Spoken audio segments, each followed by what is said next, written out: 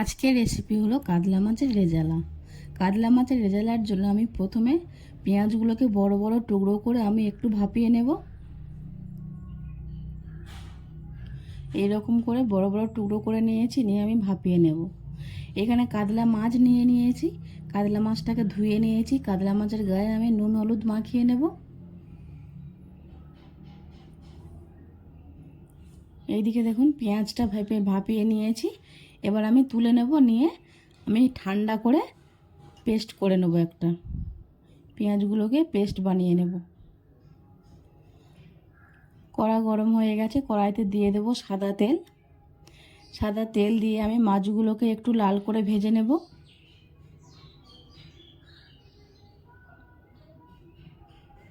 মাছের একটা পিঠ ভাজা হয়ে গেছে, এবার আমি উল্টে দেব।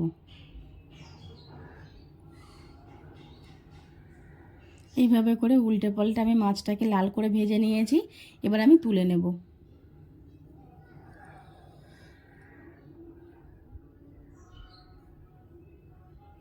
ওই তেলের মধ্যে আমি দিয়ে দেব গোটা গরম মশলা আর গোলমরিচ আর 3টে শুকনো লঙ্কা দিয়ে মশলাটা আমি একটু ভেজে নেব।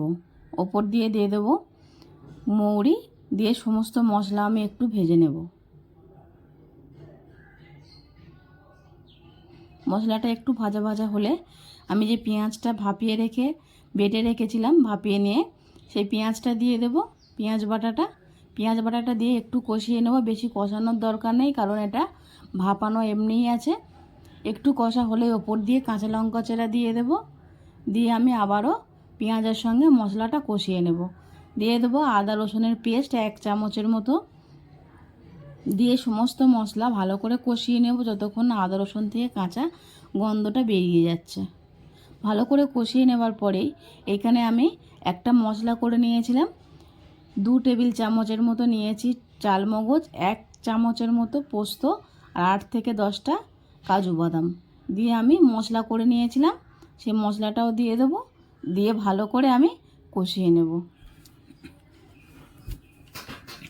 দেখুন মশলা দিয়ে যখন এরকম তেল ছেড়ে ছেড়ে যাবে, তখন আমি এখানে টক দই একটু জল দিয়ে ফাটিয়ে রেখেছিলাম, টক দইটাও দিয়ে দেব। দিয়ে আবারও ভালো করে সমস্ত মশলা কষিয়ে নেব।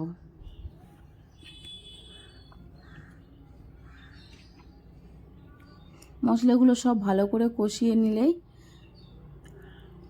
নিয়েই ওপর দিয়ে দিয়ে দেবো জিরে গুঁড়ো, ধনে গুঁড়ো আর স্বাদ অনুযায়ী নুন।